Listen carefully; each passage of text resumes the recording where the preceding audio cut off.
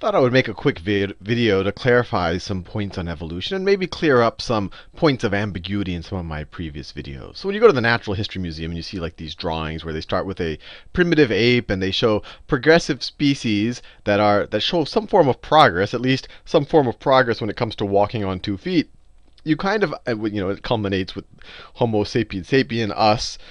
You imagine that evolution is kind of this process that creates better and better things. You imagine that there's this notion of progress, that as time goes on, each successive species is better than its first.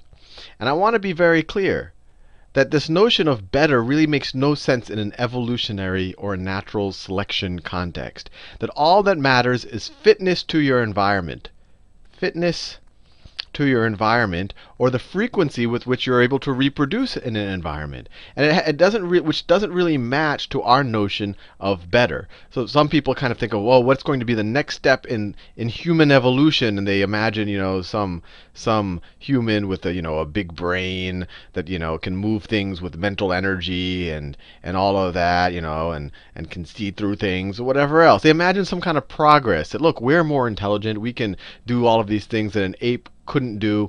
Maybe the next stage in evolution somehow will be some type of superhuman. And I don't know what the next stage of evolution, if there is any next stage I can't go into that debate. But the idea is that that's not necessarily the case.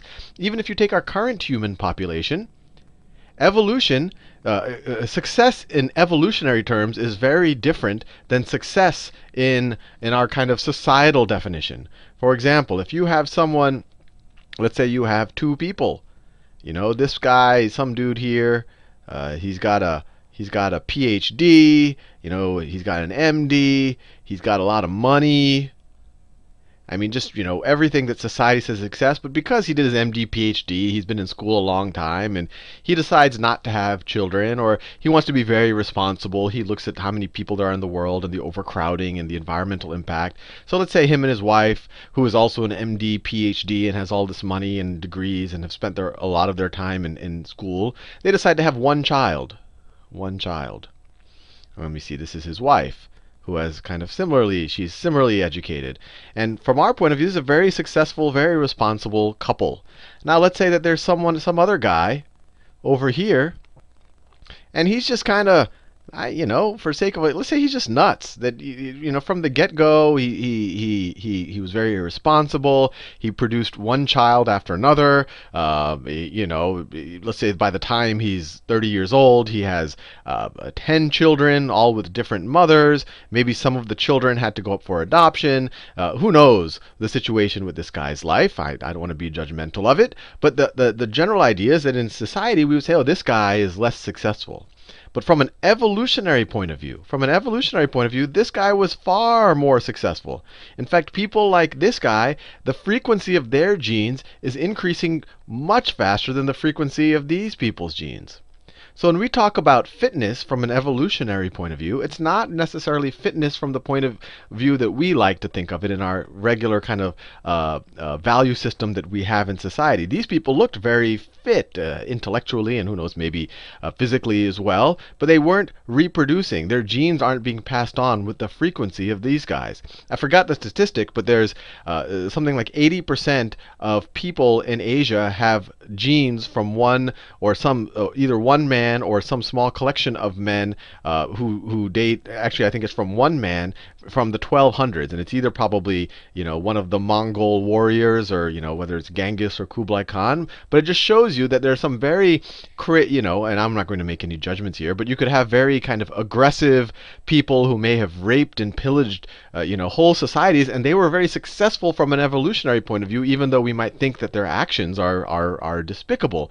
So I want to give you the sense that there's not necessarily the sense of progress. I mean, if this pattern I described keeps happening, then this type of person will become less and less frequent in the gene pool, and this person will become more and more frequent in the gene pool. So we might end up with eventually a more aggressive human population, or a less quote unquote responsible one.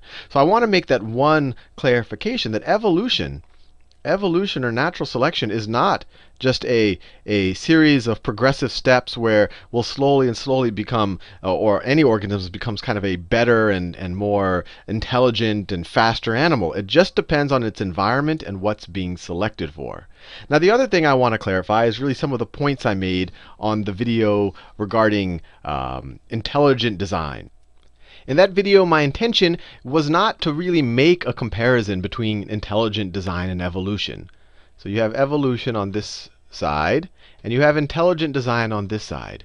And I want to be clear, and I didn't maybe make it clear enough in that video, that this debate is an artificial one. Evolution really is the basis of modern biology. If you want to understand how the flu works, or if you wanted to understand the human genome, or if you wanted to understand heredity, evolution is a cornerstone of that. And it's not complete. Every day, every year, we're discovering more and more about how the process of natural selection works.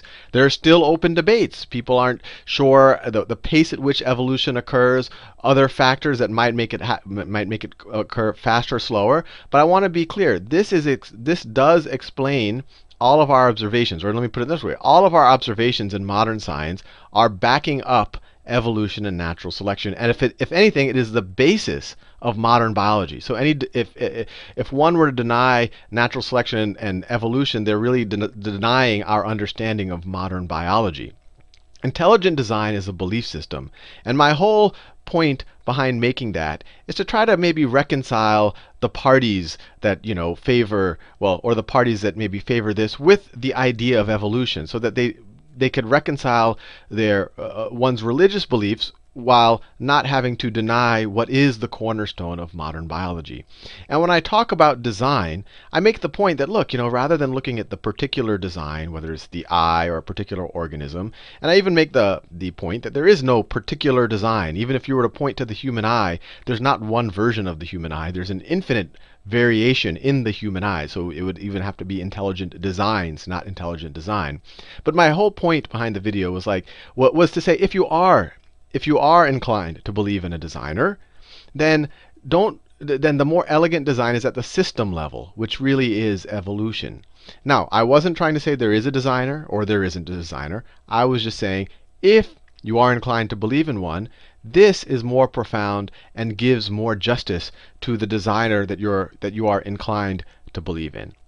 This is not science at all. Intelligent design is kind of it's a denial of what all of modern science is telling us today. And it's not a theory, as some proponents of it kind of put it and they kind of surround it with scientific sounding terms, but it's not a theory. You cannot test intelligent design. There's no data point that will confirm or deny whether somehow something was designed by some type of sentient creator. This is just a belief system that is essentially rejecting this. But I don't want to be disrespectful of those who believe in this belief system, because it comes out of closely held beliefs. My goal really is to reconcile that. And if you do want to give your